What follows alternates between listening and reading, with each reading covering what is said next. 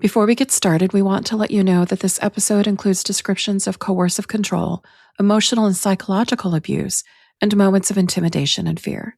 These parts of the story can be difficult to hear. So please take care of yourself and listen in whatever way feels safest and most supportive for you. I am a fighter. Check out my armor. I'm marching onward. Hey, hey, I am a fighter. Hi, my name's Karin. I've been in a coercive control relationship for the past 9 years. I've been out for the last 8-ish months, and yeah, my life is so much better now. Welcome back to the Diamond Defense Podcast. I am Kelly. I'm a theater artist who believes in the power of storytelling. So that's why I'm doing this podcast with my cohort and friend, Lisa. And I'm Lisa, a 20-year women's self-defense instructor, having a great time with my friend Kelly, sharing the stories and talking about all the different ways that we can help keep ourselves safer out there. Yeah. And listeners, before we dive in, we want to let you know that today's episode includes a very deeply personal story. And honestly, that's what this podcast is built on. That's why Lisa and I started doing this. Storytelling, truth-telling, and discovering our paths to safety, one lived experience at a time. You'll hear our usual call to action at the end, so stay tuned for that. But we wanted to pause here at the top and speak directly with you. We make the show because every woman's safety matters. Yours, mine, the next woman listening on our lunch break, or late at night on the way home, or wherever you are. And we really do believe one of the strongest ways we protect each other is by sharing what we know. So please, if this episode resonates with you, pass it along to someone in your circle who might need it. And if you have a story of your own, something you've learned, something you do to stay safe, or something you've lived through, we would be honored to hear it. You can share openly or anonymously. Our email address is in the show notes and we'll mention it later. And we are building this community one truth at a time, and you are a part of that. And Lisa, let's dive in. What are we doing today? What are we talking about? Well, today we are so fortunate to be able to speak with a woman named Karin. She is a coercive control relationship survivor. So we are going to talk about all the different aspects of coercive control relationships. We're going to go over the 12 signs of coercive control in an effort to just sort of make sure that if anyone is involved in early on in a relationship like this, and they can sort of detect those signs to help keep themselves a little bit safer. If someone is in a relationship like this, we can talk about ways to cope. And then we're going to talk about how Karin got out of that relationship and how she is thriving now.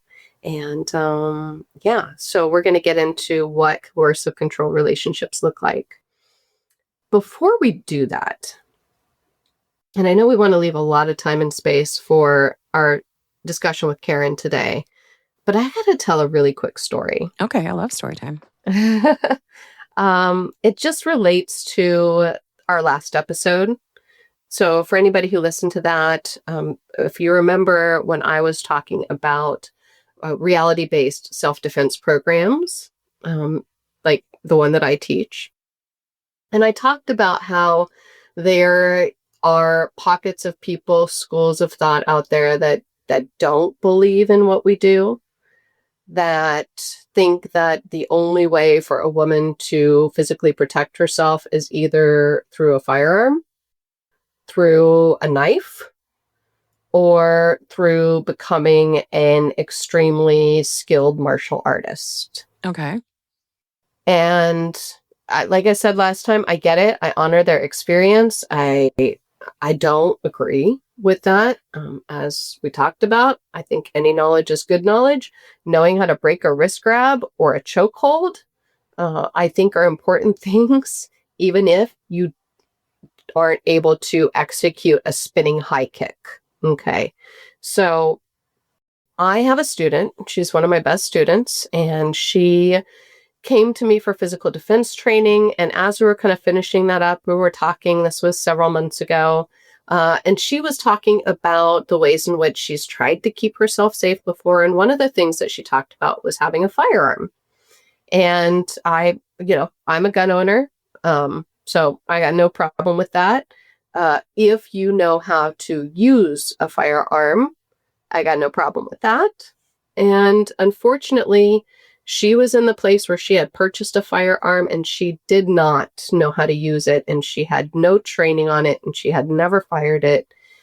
And so I gave her the name of my favorite local firearms instructor, a really wonderful woman who is just a truly one of the most incredible teachers that I've ever had the pleasure of being in their class. And I said, get training immediately. If you're going to have this firearm, if you're going to have this in your home, if you're going to carry it, what have you, you got to be trained on it. You got to know how to use it. And so I gave her this information. I sent her off.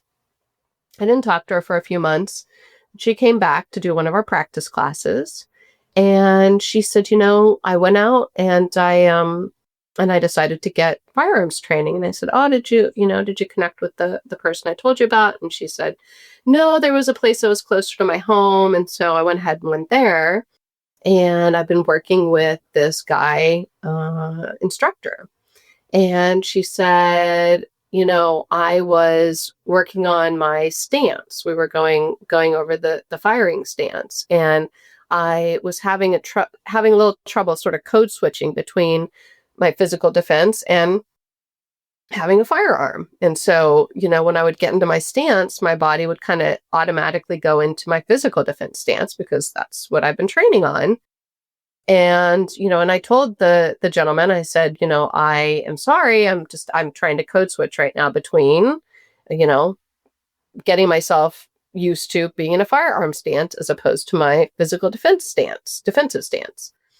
And he said to her, show me your stance. And she said, okay, I know we're not kind of supposed to do this, but he's an instructor too. And so, so I went ahead and I got into my defensive stance. And he said to me, oh, that's no good. All I have to do is this. And he came over and he acted like he was going to trip me. Mm.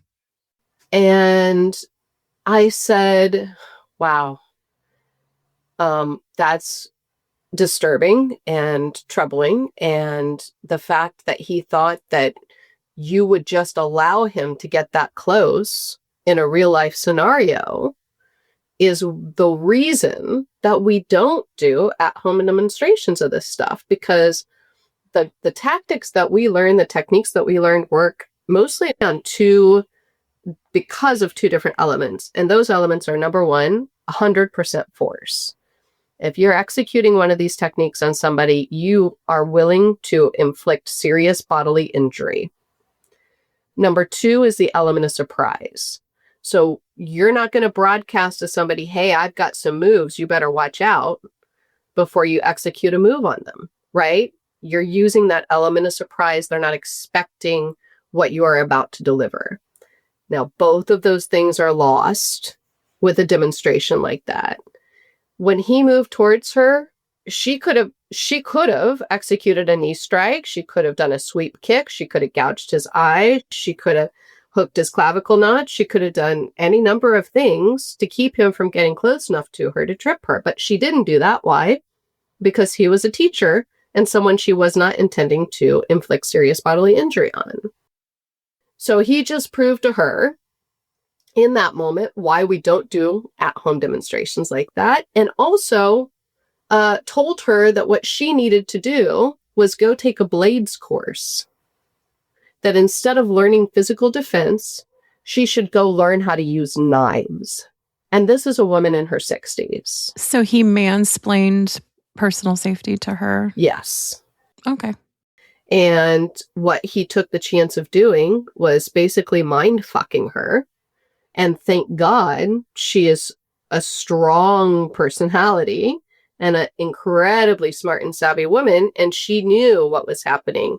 And so that's why when she came back to me the week later, she told me this story. and explained to me that, yeah, I know I would not have let him get that close. And so, I'm okay, but I hate that he might be talking to other women like this. And so I'm still a little infuriated by the story. I don't know why someone would want to mess with somebody like that who was out there trying to do the things that she needs to do to try and keep herself safe as a woman in her 60s who lives in an urban area. But he did. And it makes me mad. And I guess I just needed to vent about that a little bit. Hey, this is a space for safety and venting. Thank you. Yeah. I think if we want women to listen to this podcast for sure, but honestly, if us women could share this with our men allies, they could be better educated about safety in women's spaces and women bodies and all of the conventions that go around that. And maybe stuff like that would happen less. I don't think it'll be eradicated completely because humans and men and, the world.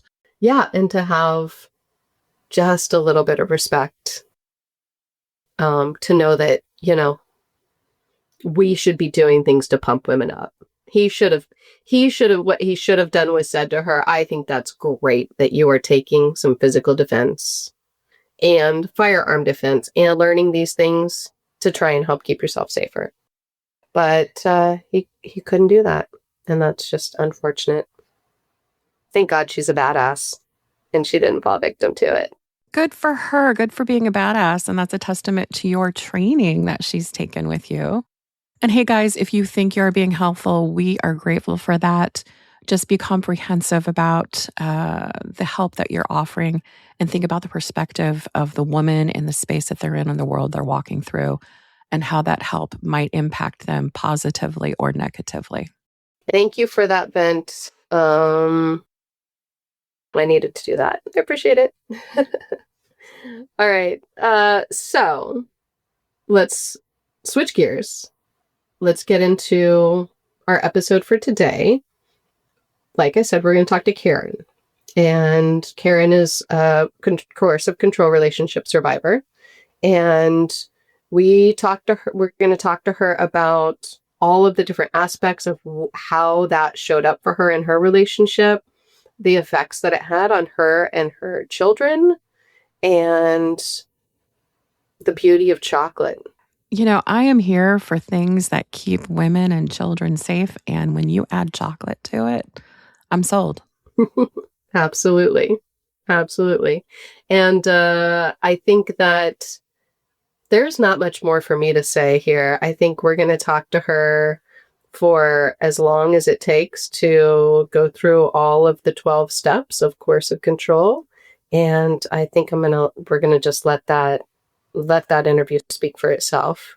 So without further ado, let's talk to Karin. Before you step into Karin's story, take a breath. You're about to hear a woman trace the quiet beginnings of control, the slow dimming of her world, and the moment she finally recognized her own light again.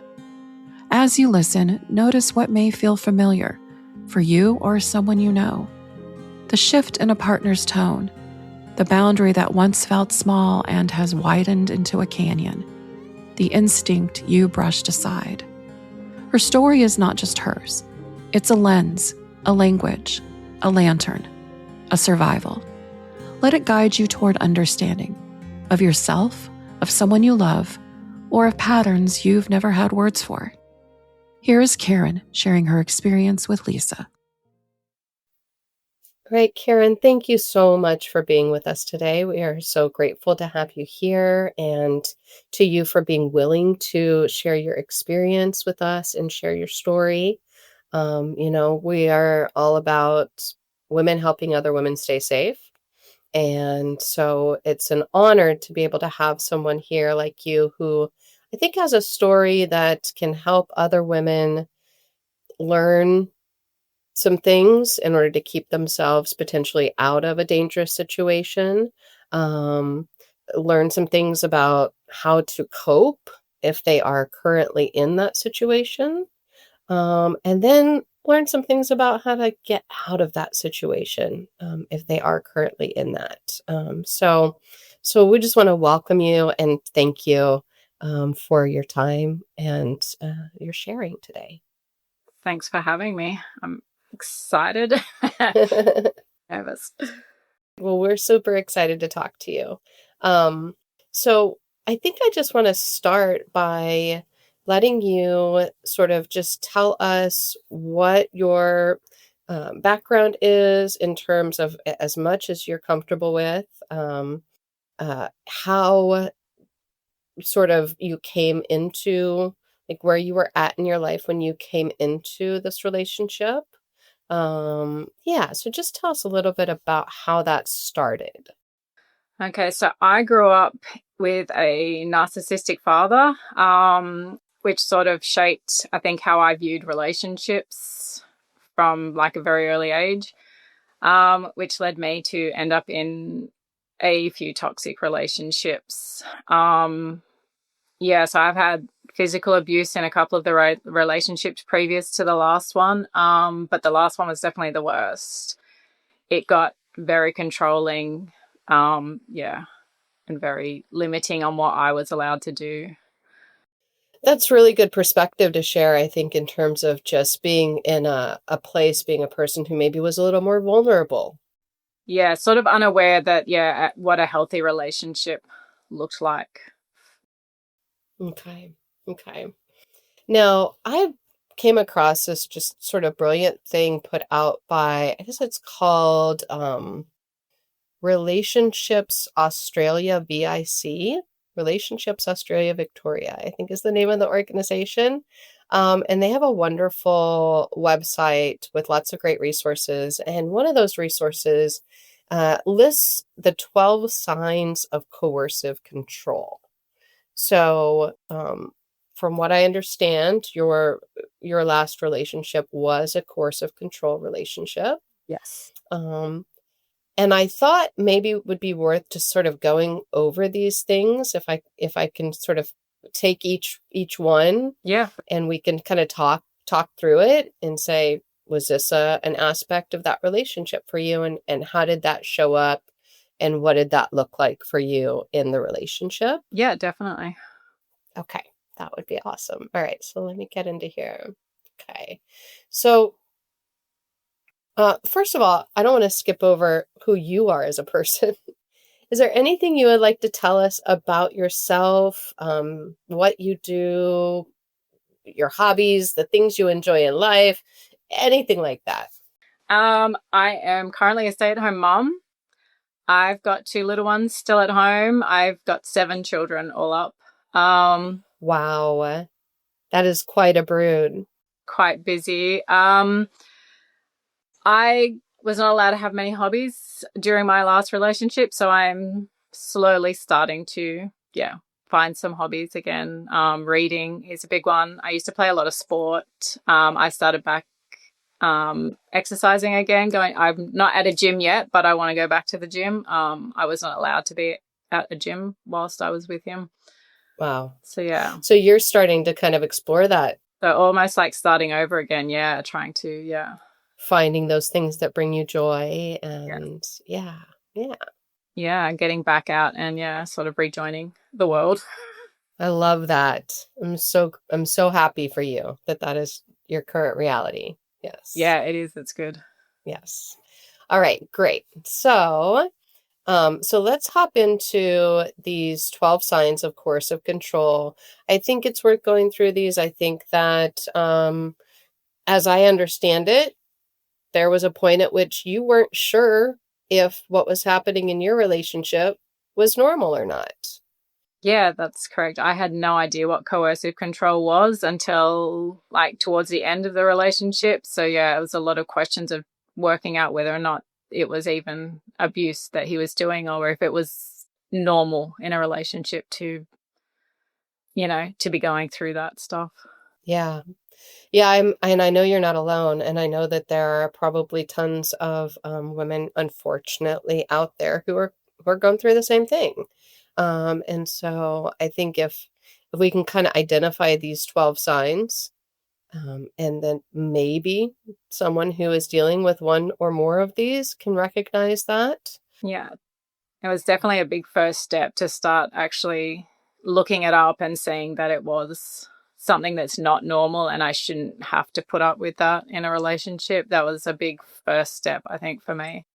Need to get out. And that takes a lot of strength to just get to that point. So I just want to acknowledge you for that and applaud you for doing what you needed to do for yourself and for your children. Thank you. Of course, of course. So let's start with the very first one, which in my experience in speaking with survivors tends to be the first one that occurs in the relationship, which is isolating you from your support system. Yeah, he did not like any of my friends. He never had anything good to say about them. You know, felt that they were bad influences on my life, you know, that I could do so much better if I didn't listen to them or I didn't, you know, spend time with them. He got angry if I was, you know, with them too often. If I defended anything that we like, you know, that they'd said, then he would get quite angry to the point where it got really, really hard to be able to continue talking to any of my friends. And did that start early on in the relationship? That did start, yeah, fairly early on. He hadn't even met any of them at that point, I think, but he would still sort of, if I'd spent too much time with them, was like, oh, you know, you're going out with your friends too much. Why do you need to be out going for a drink? You know, you have me now. You don't need to be out at the pubs. Or you know, or if, you know, we'd done something, he would say that was not appropriate and that they were bringing me down, or, you know, it was sort of things that would make you think that, oh, he's looking out for me. He's trying to, you know, he cares. He wants to spend time with me. He, you know, is concerned that maybe they're, you know, something that they've done is a bad influence on me and he wants better. He would sort of phrase it as I want better for you. I'm protecting you. Yeah. Yes. Yeah. Was there a point at which your friends noticed that? Yeah, a couple of them did, and a couple of them did say things to me, but then it would sort of cause conflicts because I was, you know, thinking he was sort of, you know, this good guy and he was trying to protect me, and, you know, so I didn't want to listen necessarily at the start.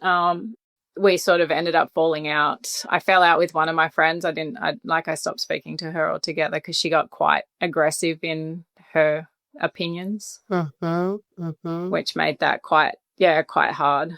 Well, yeah, when you're in that relationship, you can't maintain both. Yeah, no, definitely not. Yeah. And you're sort of having to choose. And so, yeah, it made it really hard, and I ended up cutting contact. We ended up cutting contact. Have you since reconnected with her at all? I have not. I don't know where she is. He had me, I think, at one point change my phone number. So a lot of people who I may not see on a regular basis sort of lost contact with them because they couldn't reach out anymore. So all my contacts, he broke my phone, so I didn't have contacts, and then changed my phone number. So wow, completely cut you off. Totally isolated you. Yeah, I think that was about 18 months in. He completely cut me off from pretty much, everyone. You said 8 months in? Yeah. Wow. Okay. All right. Did he, number 2, monitor your activity throughout the day? Yes, definitely did. He didn't do it to start with, but it would be messages checking in, you know, oh, hey, what are you doing? What are you up to? It was like little things like that, which you don't sort of think about. But then if I said I was, you know, I'd been to the gym that day, he would get a bit funny about it. He didn't like the fact that I'd been at the gym, you know, because there were other men there. You know, and it just escalated. It got to the point where he wanted to put a tracking app on my phone. So I had an app on my phone that he could check and see where I was at any given time. If I went somewhere he didn't think I should be at, I would get a message or a phone call. Why are you there? What are you doing? It got to the point where he was monitoring everything. I think a couple of years into it, I was taking photos of my speedometer on my car, And I had to take that everywhere I went to show that I'd only driven here. I had to show him a photo of where I was, where I'd been, this is how far I've driven. He got, like really bad getting into the relationship once I think he knew he could. Yeah. Once he'd been able to cross those boundaries. Yes. Multiple times. Yeah. So it was a slow build up to, completely monitoring like everywhere I went, to the point where I didn't leave the house much at all, because it was easier than having to explain why I was at the shops or what I'd done. Or Yeah. So it was quite full on for a while. Wow. And at that point, when that was happening, you were years into the relationship at this point. Yeah. 2 children in. Wow. Is this when it started to feel like maybe this isn't a normal thing? At first, crazily enough, no. Because he had accused me of cheating, and it was just, okay, if I can show him that I'm only going here and I'm only going to the shops and I've got the children with me, he'll calm down and he'll see that I'm not doing anything wrong. So it became a sort of like, if I can just do this, but it didn't. It just escalated. Right. And that's when it sort of went, I thought, this is never going to stop. He's never going to stop. He's just going to get more and more. Yeah. Like he put a camera up in the house to make sure he could see that I was home. And then my phone had to go in front of the camera so that he knew I wasn't on my phone. Like he could see my phone was sitting there and I wasn't on there and I wasn't talking to anyone. And so, it sort of got to the point where I thought, this is never going to stop.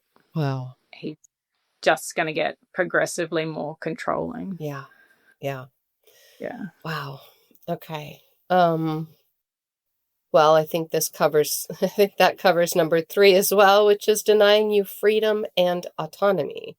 So you didn't feel like an autonomous person, that you had control over where you wanted to go, what you wanted to do, who you wanted to see. No, I couldn't, without his permission almost. If someone, like if my family was the only one who's really texted me at that time, if they texted me, he wanted to see what they texted, what I replied, to the point where I think in the end he wanted to approve the messages I sent back to them, to make sure that it was something that he was comfortable with me saying. It got quite controlling. There was no freedom at a certain point. At all, no. Yeah. It felt very, suffocating, I think. Yeah. And number 4, and I think you've already addressed this a little bit, but gaslighting. Yeah.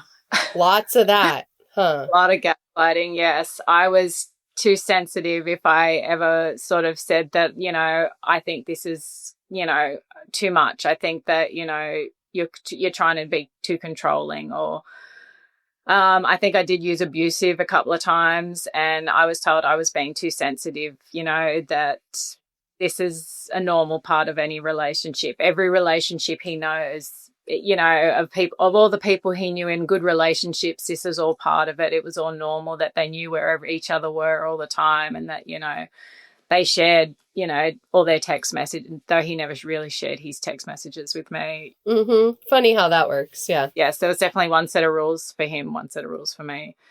A lot of it, I was crazy. I was too sensitive.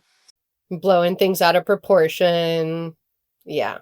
There was something wrong with me because I didn't, think it was normal behavior. Mm-hmm. Mm-hmm. Making you doubt your own truth. Yeah. Yeah. Honestly, thought I was, sort of crazy at one point. Mm-hmm. That's how it works. Yeah. Absolutely. How about things like name calling and severe criticism? That's number 5. Yeah, we did have a lot of that. It would start with small things about like my appearance a lot of the times. I think I remember that at the start, it would be at first, you shouldn't be ashamed of, your stretch marks, or, you should, love your body. It looks beautiful. I really like it, to within a few months. But, if you could just fix this, if you could, even I think like I had sideburns I think, if you just, did that, or your arms were a bit hairy, if you just shaved your arms, you would look better. Or if you just did this, you would look a little bit better. I think your hair looks better, when it's blonde. I don't like it when you've got it this color. I think I put purple in my hair at one stage and he absolutely hated it. So it was just like, it would just started off as just like little things to the point, I think, where in the end, I don't think there was anything he liked. Mm. Or at least that he didn't want you to think there was anything to like about yourself, right? Yeah. And I think that's the insidious part of it, is that you're a beautiful woman, and I'm sure you always were, and I'm sure he always felt that way, but he couldn't have you feel that way about yourself. Yeah, just sort of started so little and so innocent, and then just, it just progressively got worse. The name calling got worse in the end because he would accuse me of cheating and sleeping around. So then I was getting called like a slut, and that was just common sort of everyday names that, quite derogatory names when he was angry, especially when he was angry. Yeah. And then you get desensitized to that, right? And Yeah. Yeah. It was almost like a term of endearment in the end that, Right. Oh my God. Oh, I'm so glad you got out of this. Okay.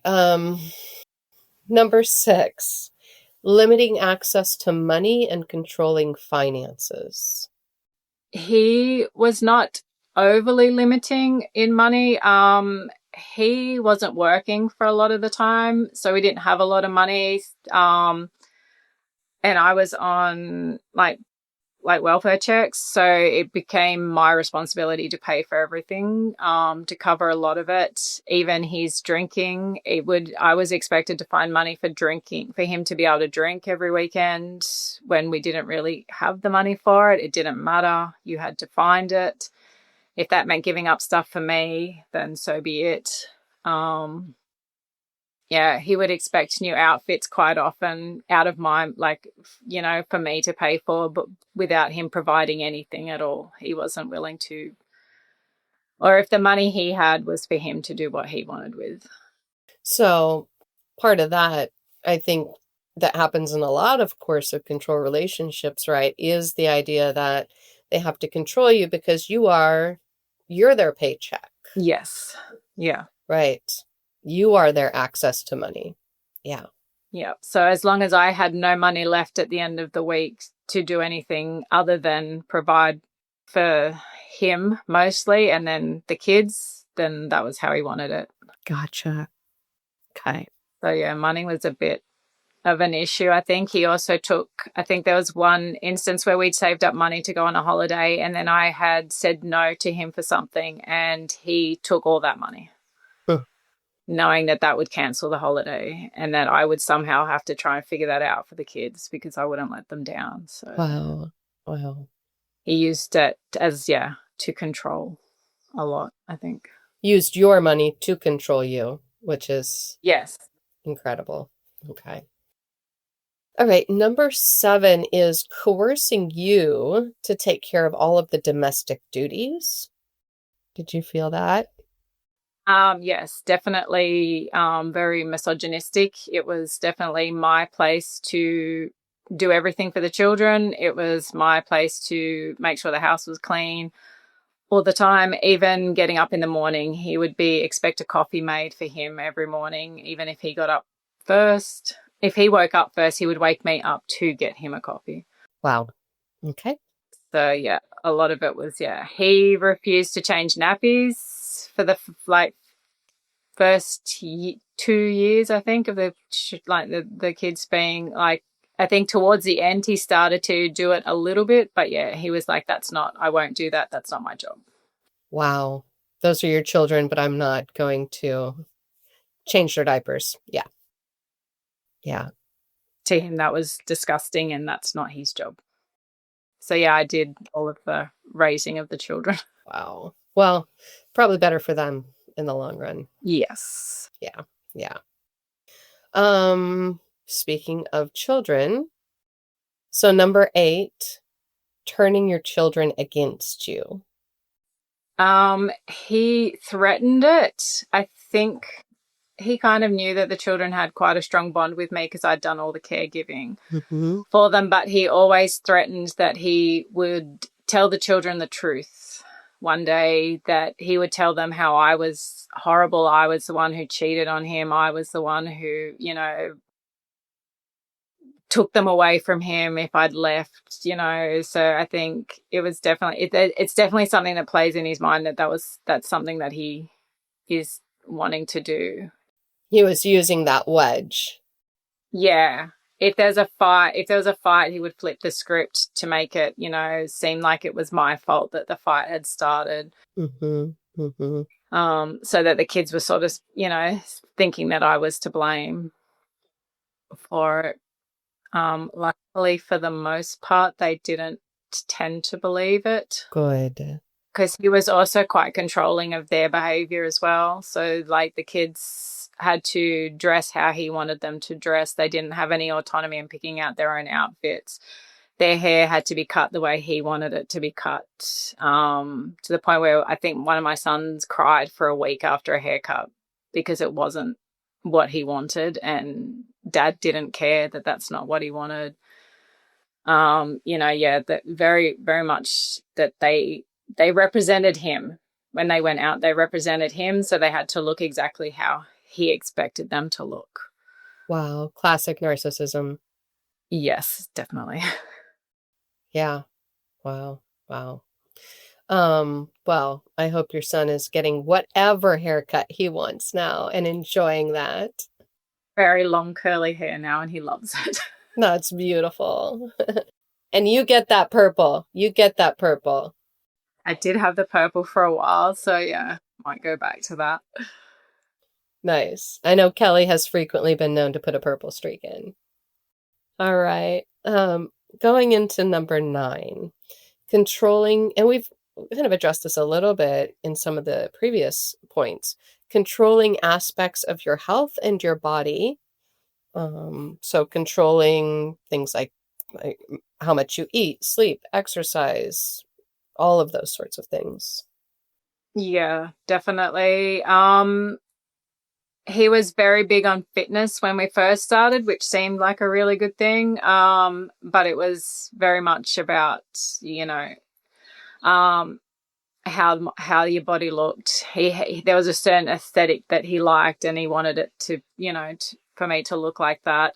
He was done in a way of like, you know, I want to help you, you know, just be your best and that. But then it was very much diet plans, you know, what, you know, oh, and then if you ate like a chocolate, like, oh, why are you eating that? You know, that's going against everything that you're working towards. And it's like, it's one chocolate I really want. We ladies need our chocolate, okay? Yes, very much a chocolate addict. So it was very hard to not want to eat chocolate. Yes. You're in good company here. Kelly and I are both as well. Yeah. Sorry. Have to, it's too good. Yes. Yeah, so it was just the little things like that to start with. In the end, I think it was a lot worse. About what food we ate, what food I put in my body, very critical of eating anything outside of what he considered to be healthy. And for the kids as well? Yeah, he was, quite fussy about what they ate, what they drank. It made it, meal times, quite difficult. Yeah, yeah. And of course, I assume you did the cooking. He wasn't doing the cooking. No, I did the cooking. Yeah. I always did it wrong, but I did the cooking. I'm sure you did it wonderfully. Yeah, I thought it tasted fun, but not as good as his mother, apparently. So, yeah. There it is. Yeah. There it is. Yeah.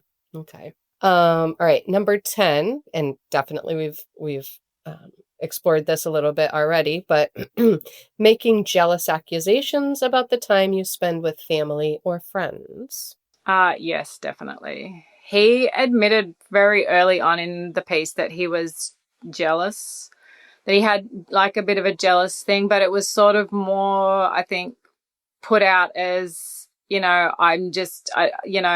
care about you. I want to spend time with you. Other girlfriends have, left me because of this. So it sort of made me feel like, I had to prove to him that it was, that I understood his, why he was jealous, and I wasn't doing anything to make him jealous. Like I wasn't running around talking to other people, So yeah, definitely. And that continued throughout the whole relationship. That escalated to the point of that was his go-to every time we had a fight. Oh, you've cheated on me. There's another guy. I know there is. Every time that was his way of flipping the script, I think, pretty much every time. And was that he knew if he accused me, I would defend myself, and then the whole argument would revolve around that. And then you're on the defense and he gets to be on the offense, and then, yeah. Yes. And then whatever was originally brought up has been tabled completely, never to be brought up again. And yeah. I'm defending the fact that I'm not doing anything. And then he doesn't have to take responsibility for his own actions. Yes. Yeah. So he used the jealousy the whole way through. Yeah. All right. Number 11, and you may or may not answer this in any way, shape, or form that you want to. Regulating your sexual relationship. Yes. I think at the start he wasn't, it didn't seem like he was, but obviously like you're at the start of a relationship and it's all fresh and fun. But he did make it known that being a man, he had needs. I think at one point early on in the relationship, it was sort of joked around, but, I have needs. If you can't meet them, I'll have to go elsewhere. So then it sort of put the pressure on if I'm not meeting his needs, Wow. he's going to, that's an acceptable reason for him to cheat, I guess, at the start. And then, yeah, it was very much on his terms, always on his terms, always when he wanted. It was no was not an option. I think I had one night where I fell asleep early and he was up drinking, and I should have known that he would have his needs. And he came and punched me in the head to wake me up because he was disgusted that I'd gone to sleep. I think I went and laid down with my son and fell asleep. And I should have not done that because I knew that he would need me awake at some point that night. I am so sorry that happened to you, Karin. I am so sorry. Yeah. My heart goes out to you. Lesson in learning not to say no or not to be unavailable for him. Oh, my heart goes out to you. That's just heartbreaking to hear. It is when I think back now. At the time, it was sort of like almost normal. Yeah, because it had gotten to the point where he had completely normalized that, huh? Yes. Yeah. So at the time, it wasn't even a thought of, this is not okay. Yeah. Yeah. But yeah, looking back now, I'm like, oh my God, I can't believe I allowed that.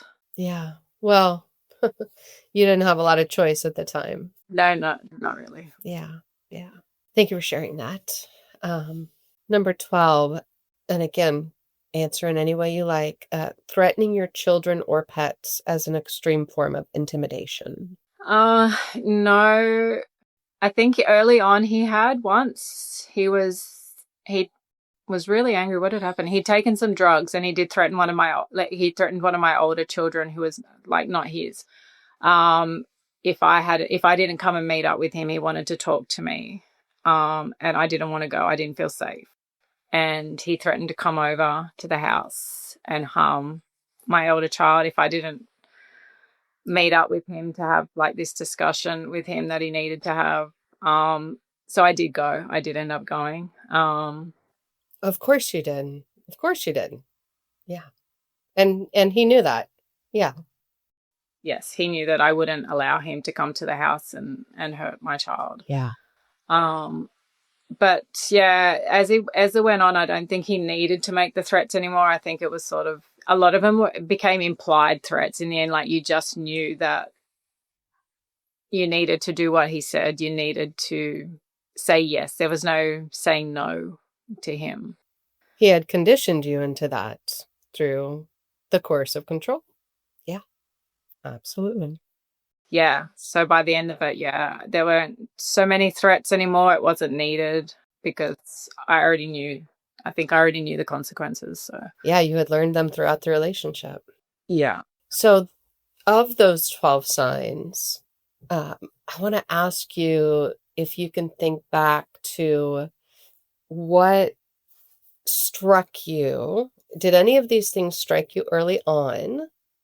And if so or if not, at what point did you start to recognize? Were there some of those specific signs that sort of you started to recognize that, hey, maybe this is not a good thing. Maybe this is not normal. It took me a while. Honestly, when I look back now, there were so many red flags that should have been signs that, Let's talk about those real quick. Let's talk about those. Yeah. Yeah, so like when I look back now, it was the criticizing of my friends all the time. Not wanting me to have a life outside of him. Mm-hmm. I think in a healthy relationship, it's important to have, relationships or different sorts of relationships, and to be able to go and spend time with other people and, come back to the relationship. Yeah. So I think when I look back now, and I think that should have been a sign that he was trying to keep me all to himself. The jealousy was another big one, that he was, so easily jealous. Even simple things like getting angry at people when we would go out to a restaurant and he would get angry, really impatient, really angry, really expecting everything to revolve around him, or expecting everyone to do everything he needed immediately. And it's like, when I look back now, that's how he had a very high expectation that everybody bowed down to him, or that, whatever he wanted took priority over everything else. Wow. Huge narcissism there. Wow. So I think, that, like, there was signs of that early on but I was unaware that was sort of a narcissistic trait, and that was going to be something that would lead him to be, overly controlling of everything I did as well. Yeah. Yeah. So things like isolating you from your friends, the jealousy, the anger, those sorts of things early in the relationship. If we're talking now to any woman who is comes upon those things, or is feeling like maybe they're early in a relationship and they are starting to experience these sorts of things, those are things that should stop them. Yeah. Yes. Yeah. Get out while you can. Yeah. Before you get too attached. Yeah. The trauma bonding is, quite hard to break once you're in. And how could you gauge about when that sort of stuck? So when the trauma bonding was to the point where you were in it. Probably 3 to 6 months in, I think he was. Wow, that's fast, Karin. Yeah, he was, it was a connection he'd never had before. He kept bringing that up all the time. It was, he'd never felt this way. He was wanted to spend, all our time together. It seemed good at the time. Yeah, at the time. Yeah. He said a lot of the right things. He hated men who were, violent towards women. He'd grown up with a single mom, and he would, couldn't imagine, someone hurting, her. And, he would say he was doing things for his mom. I later found out he wasn't really doing all these wonderful things he said he was doing. So he sounded like, this guy that was, really respected women. In reality, he did not. He did not. Yeah. Yeah. So those sorts of things, in terms of women who may be experiencing that or feeling that in their relationship, it doesn't take long, I think is what I'm hearing from you. It can be very quick. Yes, they're very whirlwind, Yeah.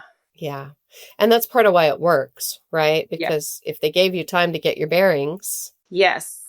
If they gave you time to see other parts of them, then you probably wouldn't stay. But yeah.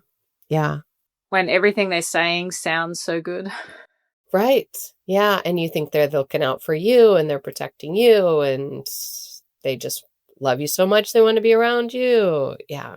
Yes, all the time. And yeah, they want the best for you, or, that person, I don't think that person's, the best influence for you. And, you could do so much more with your life if you just didn't see them all the time. And Wow.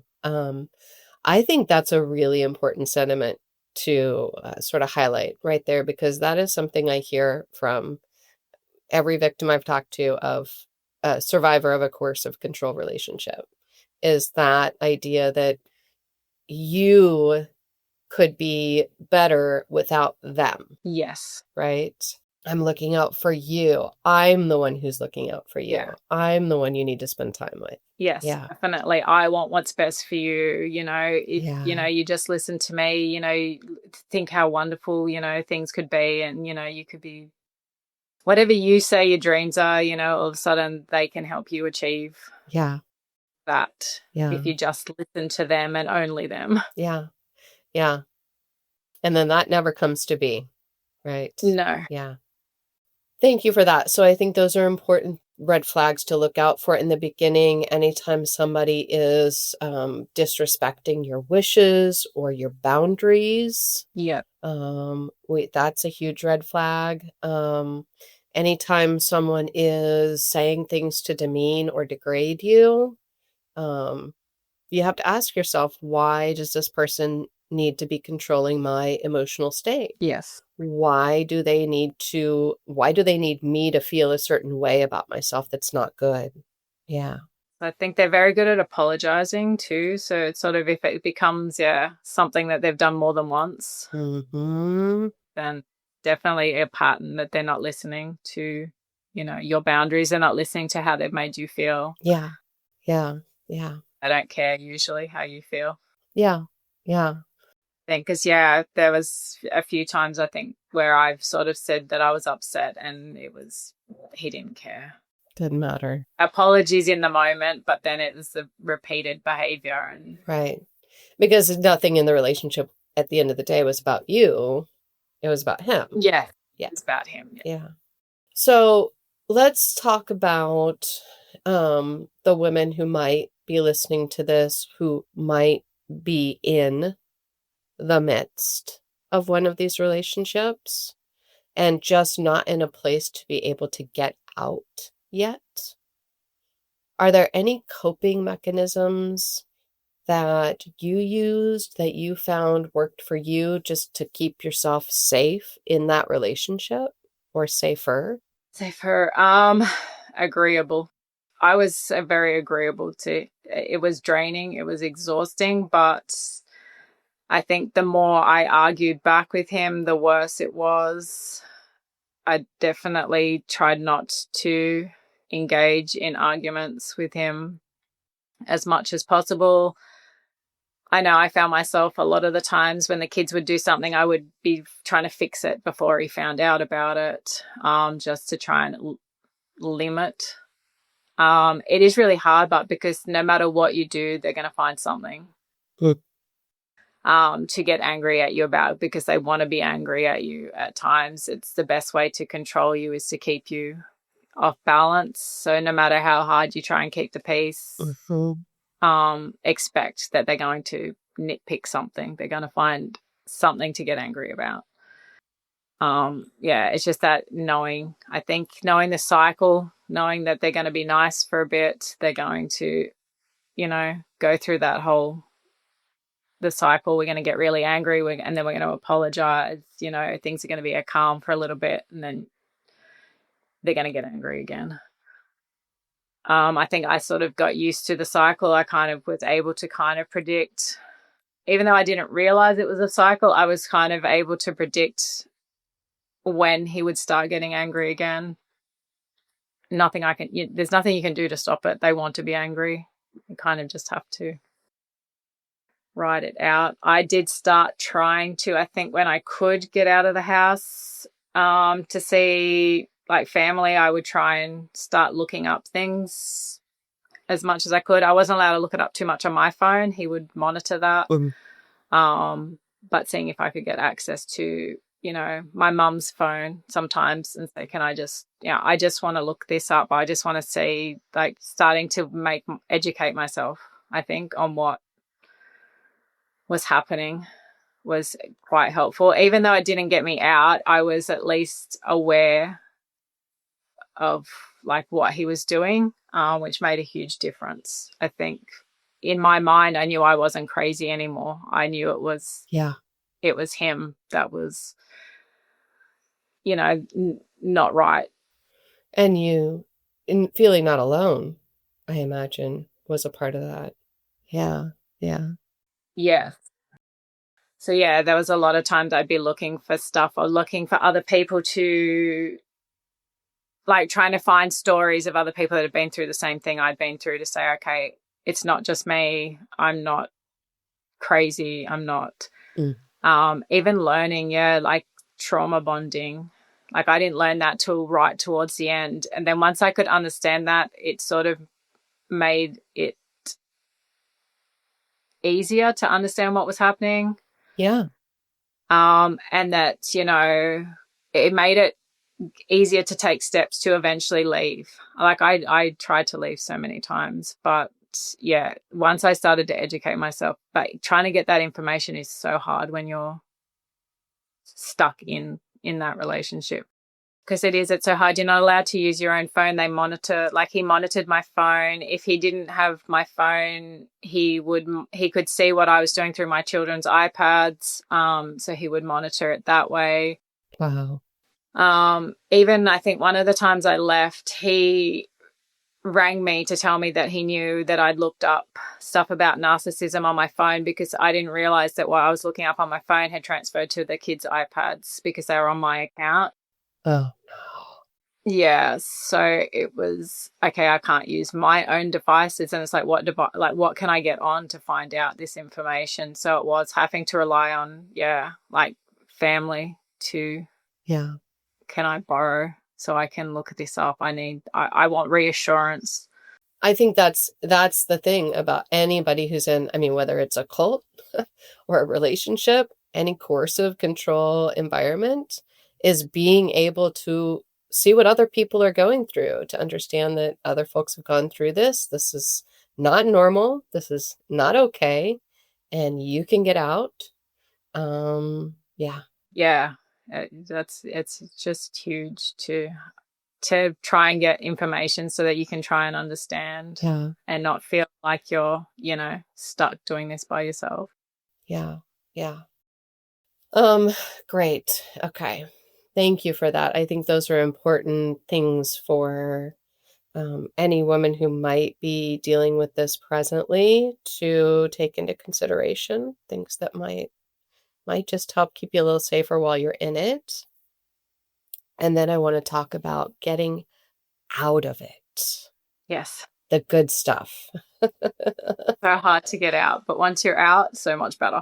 Okay. So what was the first time you went, I need to get out of this? God, I think we were together for nearly 9 years, and the first time would have been about 5 years in. Okay. I think that was when the monitoring was like at its all-time peak. That was like, this can't be normal. Okay. But I had nowhere to go, no resources to be able to look it up, because I couldn't touch any devices. I was barely leaving the house. But it did get to the point where he got violent and I did leave. Okay. I grabbed the boys, I packed up. I went to a family member's house and I was there for about a week. He stalked, he rang, he messaged. If I blocked him, I think I blocked his phone. He couldn't ring me. He emailed me. It was, over the top. He apologized, promised, things. I think we weren't married, promised, we'll get married. We'll do this, we'll do that. None of it ever happened. And that went on, I think, for the next, 3 years. He would get angry. He would do something. He would kick us out sometimes. He would tell us to get out. He would throw like clothes out the door, front door, and just say, get out. And then you would leave, and then he would get you back. And he would apologize, and I would go back. I was a mess when he would do this. I was an absolute mess. I was dying for him to like beg me to come back, for the apologies, for the like I was so trauma bonded that, you know, when he would ring up and that he'd be saying, oh, you don't want to be with me anyway, you're happier where you are, and I'm telling him, no, I'm not happy, I want to come home, I want to, you know, it was crazy. I honestly believed everything he said. Yeah, because that trauma bonding, you do. You believe that you are better there. Yeah. And yeah, like, and every time I think he'd set it up in a way that I knew I had to prove that I loved him. So then in the end, I'm almost begging and trying to prove to him that, you know, no matter what he does, I still love him, and and I want to be with him. So it was just a cycle of, he knew he could treat me like absolute crap at the end, and I would still be begging to go back, because that was the kids' home. That was, you know, all their stuff was there. You know, if I prove to him I love him, he'll be better. And it wasn't until I started trying to look it up and started reaching out. I think I reached out to like one of the helplines, and they sort of started saying, yeah, it is abuse. And it was sort of getting that confirmation, I think, that yes, this isn't, because there wasn't a lot of violence, like there wasn't a lot of physical violence. It was like, am I being dramatic? Am I overreacting? Is, what he's saying right, that, this is normal, so it took, a few times. I think I rang them a few times after he'd kicked us out and I was at a family member's house. I would use their phone and ring and just sort of say, I don't know if I'm in an abusive relationship. Is this abuse? I think that's so common to just think, well, he's not beating me all the time. He's not being physically violent with me. He's not hitting me. So this must not be abuse. Abuse, yeah. Right. Like, he's broken my phone. He smashed, I think I went through 3 phones he'd smashed, so that I couldn't contact people. I think, so he'd been like that. He would slam doors, he would punch walls, but he hadn't been physically violent to me in quite a while. He didn't need to be. Yeah. He already had you under plenty of control. Yeah. Yeah. So I was like, is this abuse? Is this normal that he wants to, know where I am all the time? Is this normal that, I can't choose what I wear? Is it normal that, he wants to tell me what to eat? Like, or just crazy things. Yeah. And no, none of that is normal. None of that is normal, ladies. Yes. Yeah. No. But yeah, in the time, because I think you're so ingrained in it, and you're just sort of stuck in it, that it's, and they've trained you to believe that it's normal. Yeah. And they're telling you that you're crazy. Right. It's not, even though he's not saying, you're crazy, but he's like, no, I talk to so many people and this is how every relationship I've seen is. So like, what you're saying, so what I'm saying is not right, and he knows better. And yeah. And he's the authority on everything. And yeah. I've, seen so many relationships and this is how they all are. So, I don't know, like he'd say to me, I don't know what, you don't know what you're talking about. Mm. I've been out in the world more than you have, and I've seen all these relationships and this is how it is. And so I think you're just so, you feel so crazy in the end that. Yeah, the gaslighting is so prevalent and insidious, and yeah. So trying to get somebody to tell me that it was abuse was, in my head, it's like if I can get somebody to tell me this is abuse, then maybe I'll start believing it. Yeah. If I can read someone else's story and they're saying I went through this and it, you know, it is abuse, then I'll, you know, start believing that maybe it is. Did you have family members during that time who were telling you that? I have like older kids who one of my daughters was sort of saying that, you know, she had a friend that was going through something similar and she's like, Mom, I think it's, you know, it's controlling. I think, you know, you need to get out. And Right. you sort of want to listen, but at the same time, she's only young. Like, you know, this is how. And then, like, if I spoke to my mum, because she'd been with my father, who was narcissistic for so many, like 30 something years, you know, she didn't see it as weird or abnormal because it was just like, oh, that's relationships. Yeah. Yeah. And it was already normalized for her long ago. Yeah. Yeah, for her. So, you know, some things I would say she'd be like, you know, oh, yeah, that's not good, but not, you know, oh, my God, like that, you need to get out sort of. Yeah. So it was the wonderful people at that call center. Yes. I still stayed, however, for even after talking to them. I think it would have been on 3 or 4 different occasions I rang them, and I still stayed for a lot of that. I kept going back. I stayed, even though I started to get the idea, okay, yeah, what he's doing isn't okay. What he's doing is, I think in my head, somewhat abusive, but he still hasn't been physical. So I was still kind of stuck, still trauma bonded, still thought that if I loved him enough that he would, you know, somehow magically turn into this wonderful person again. Meanwhile, you're miserable. Yes. I'm depressed. I'm underweight. I've lost a heap of weight. You know, my older kids were telling me that I looked anorexic, that I looked like I think one of my sons told me I looked like I was near death. I had like sunken in eyeballs. Wow. He's very brutally honest. So he was very, yeah, sounds like it. Yeah. Harsh, and you look really bad, Mom. Yeah, so that was a bit of a wake-up call to say, yeah, I shouldn't, you know, that the stress is obviously playing like a major toll on my body at that point. Yeah. Which was crazy. Yeah, I think so. Then, yeah, it took me finally seeing a lawyer, free legal aid, who to ask some questions. How did you come across that resource?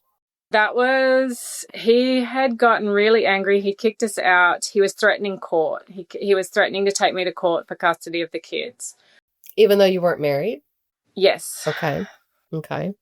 So that was, I didn't know my rights. I didn't know what I was allowed to do. So I think I told my mom and my daughter, I'm like, I'm so scared he's going to take these kids. Like, I'm so scared he's going to say that, you know, I'm a bad mom and he's going to fight for custody of these kids.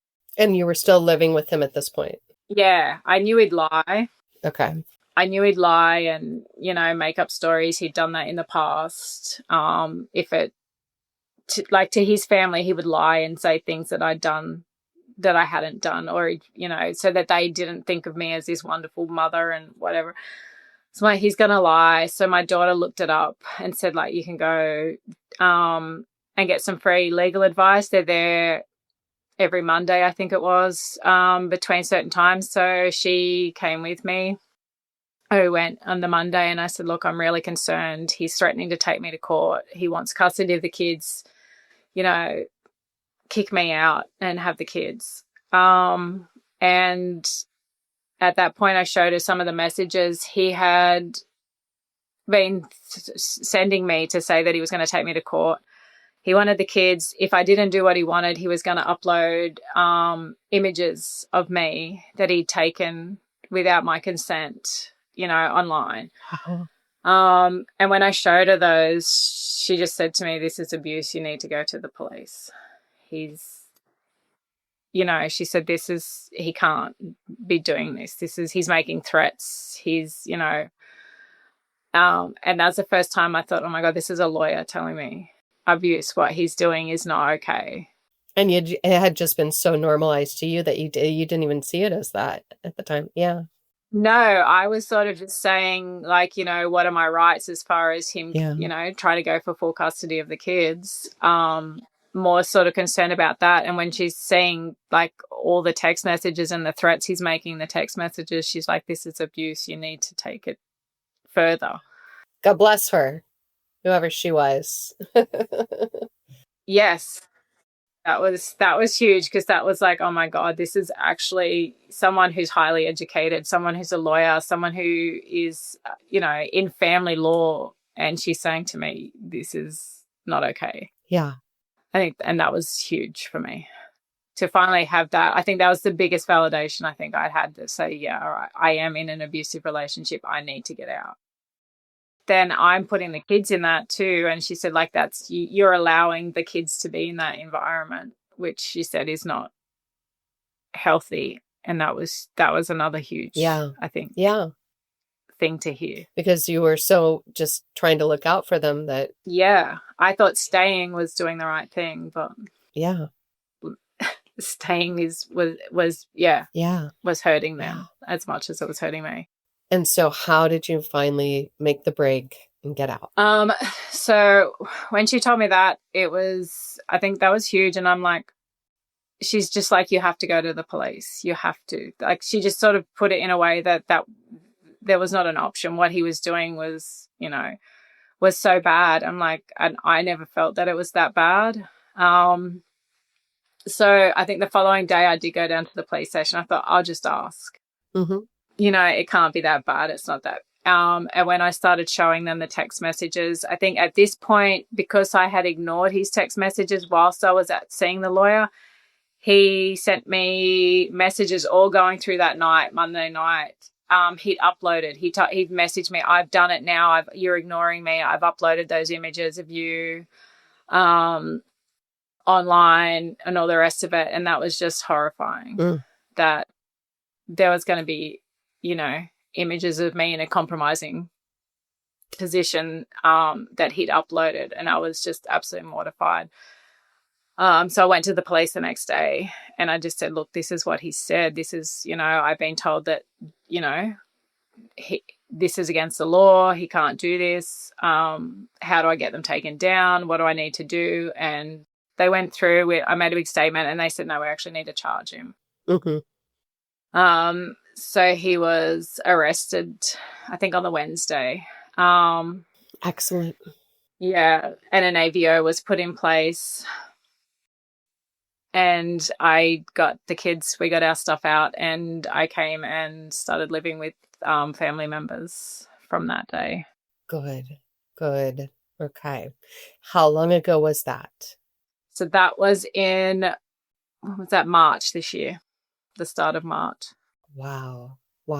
Okay. Yeah. All right. So you are, what is that, about 8-9 months? Yeah, out. Yeah. Out. So first of all, congratulations for getting yourself out of that. So much strength that it must have taken to do that. Yeah, so scary. I was so concerned because he's so anti-police too. So going to the police was like the one thing he never wanted me to do. So. Can I ask what came of that? Was he charged? Was he jailed? Is he out now? Is he still? He was charged. He entered a plea deal, which gave him community service, and I think he's on, I think it's like a good behavior bond sort of thing. So if he gets into trouble again, then he will go to jail. But otherwise, he had community service. Okay. And that was it. Okay. And the AVO. So that's still in place? And that's still in place. That's in place for 2 years. Okay. That's great. And I assume they'll extend that at the end of the 2 years, I imagine. Hopefully, yes. Yes. Yeah. Good. Karin, what does life look like now for you on the other side of this? He has followed the restraining order, AVO. which was surprising, but so good. My kids and I are we're all in counseling, Good. which has been really good. We are pretty peaceful, very quiet life now, very quiet. I help out at my kids' school 1 day a week, which was something I was never, ever allowed to do previous to this. And that was because there were other men at the school, is that right? Yes. Yes. There were male teachers, there were fathers that would be dropping their children off. It was a huge deal for me to have to take the kids to school and head down, no eye contact, don't speak to anybody, pretty much try to be invisible, just get the kids in the gate and get home. So now, And now you get to volunteer over there. That's wonderful. So I get to volunteer. My kids are doing so much better at school. My kids were so worried. I think they could sense the fear going into school each day. My oldest son, who's 7, was scared that if he left to go to school, that Dad would, be angry if, so he didn't like going to school. Now he loves school, absolutely loves school. He can't wait to get there every day. He's doing so much better at school, which is fantastic. That's worth all of it right there. Yes. So that was huge for me that, he actually loves going to school now and he's doing really, really well. So it's like it made me realize that it was the right decision to make. Yeah, when you see your kids start to flourish, you've done something right. Yeah. So they're a lot more calm now. Their anxiety's lessened so much now around everything. So they're excited. They have friends. They can go to birthday parties. We can have play dates, which are all things that we could not do before, which is huge. I can actually speak to people. I speak to parents at the school when if we're walking home, like some days we'll walk home from school, like we can walk home with other kids, with other parents, and I can actually have conversations with people, which is huge. Wow. Just the freedom to just live your life is huge. I know. I sort of, when I say it, I'm like, these are all normal things that normal people do. And they sound like so exciting to me, but I'm like, oh, this is just sort of, if you haven't lived through it, it just sounds like they're normal things that. No, enjoy that excitement. You deserve it. It's been so much better, so much more peaceful, a lot less drama, which has been amazing. Excellent. I've started exercising again. I put on weight, which is because I'm actually eating properly. I'm eating chocolate. Lovely. Beautiful. Which is amazing. Which I hear Australian chocolate is tops. Yeah. It is so good. I have yet to experience that, but I can't wait. Yeah. You definitely have to try it. It is, Is there anything that you would like to say to any woman who might be experiencing one of these relationships, whether they find themselves, maybe they're just started dating someone and some of these things are just like little happenings in the relationship, or maybe they're in the relationship. I think if you're just starting out, have boundaries. If they cross the boundaries, get out. I didn't have boundaries. So definitely look up, research, how to set your boundaries to have them. I think that would make such a difference when you're starting out, that if people are going to cross your boundaries, then, that they don't have respect for you. And you're done. But get out before it, you get stuck. If you're in it, I think, the best thing you can do is educate yourself, which I know is so, so hard to get hold of resources when you're stuck in it. But education on understanding trauma bonds, understanding coercive control as much as you can, because the more you can understand it, the more you start to realize that what you're going through isn't normal. And I think that's the biggest step. Great. because they make you crazy. They honestly make you feel so crazy that you think it's normal. Or that, you know, if you just love them enough, if you do better, if you get better than, you know, or you do the right, you know, you fix everything, then it'll be better, and it won't. I think that's the biggest thing, that there's nothing wrong with you. You're not doing anything wrong, and no matter how hard you try, it's never going to be enough for them. And once you can sort of get that and understand that, then it makes a big difference to sort of starting to make steps to getting out. Right. And you need to get out. As hard as it is, you have to get out. Yeah. I didn't think I would ever get out. I literally have his name tattooed on my finger. Because when I was in it, I thought that was it. That was it. I was there forever. Wow. Yeah.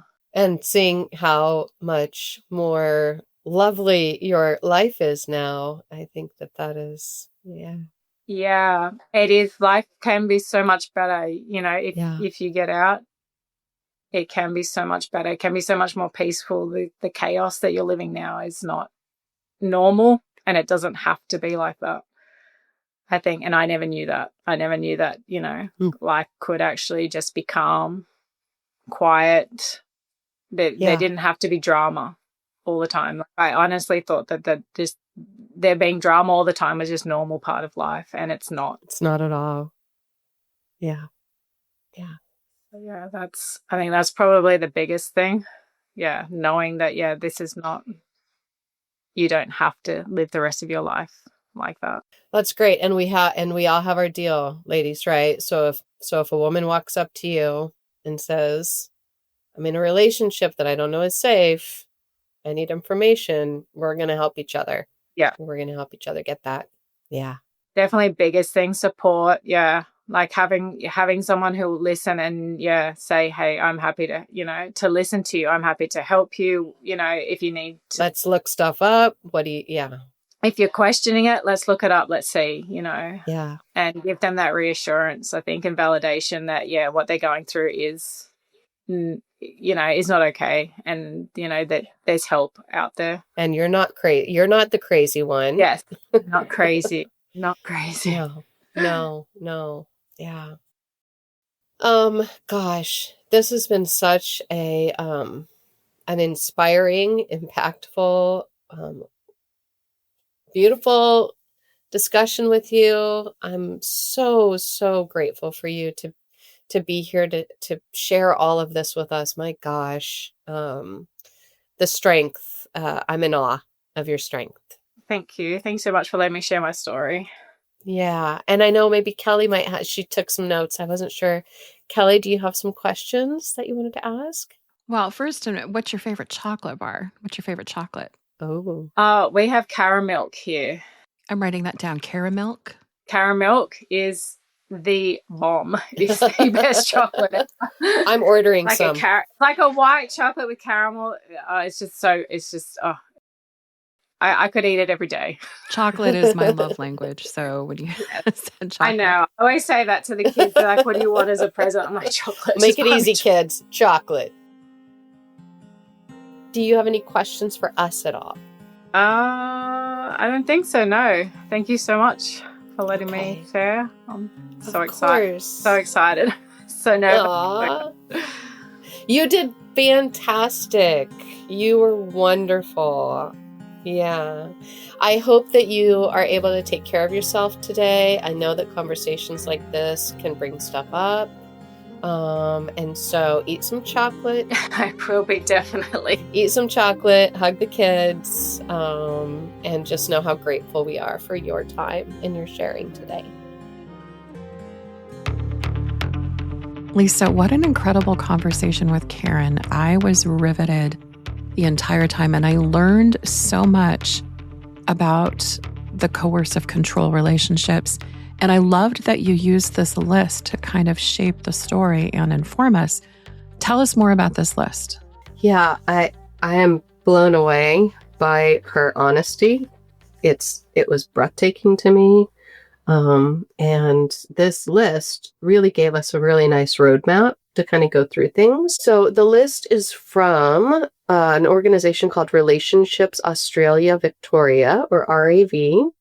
I'm just going to go through each one by one, just remind ourselves of what these are. So, number 1 is isolation from support system. Number 2 is monitoring your activity throughout the day. 3, denying you freedom and autonomy. 4, gaslighting.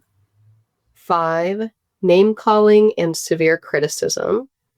Number 6 is limiting access to money and controlling finances. 7, coercing you to take care of all the domestic duties. 8, turning your children against you. Number 9 is controlling aspects of your health and your body. 10, making jealous accusations about the time you spend with family or friends. 11, regulating your sexual relationship. And number 12, threatening your children or pets as an extreme form of intimidation. So, listeners, if you recognize yourself or a loved one within any of that, ask for help. Seek resources. Like Karin said, look stuff up. Know that you're not alone and know that you can reach out for help. So, listeners, we're going to link that list in our show notes. And listeners, do you have any safety stories? We want to hear from you, whether it's a story about a time that you felt threatened or anything you think would help other women stay safer. You can send us an email at diamonddefensepodcast@gmail.com. You can also hop over to diamonddefense.com. We've got a podcast page and a contact page right on there. So please reach out. If you think you have something to share with us, we'd love to hear from you. Definitely. We are making this podcast because your safety, you the one listening, is important to us. And there is power in numbers. We are stronger together. So please share the story and this podcast with the women in your life.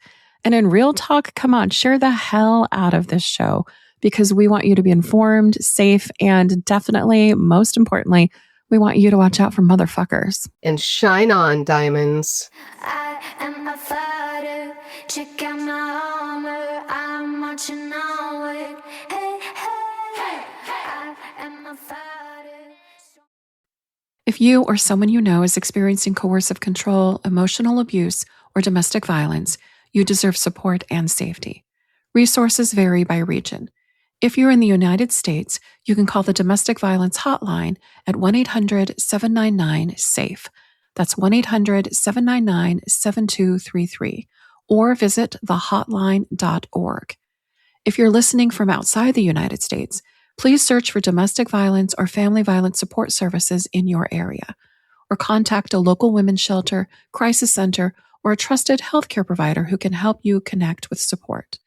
You're not alone, and reaching out is a powerful first step.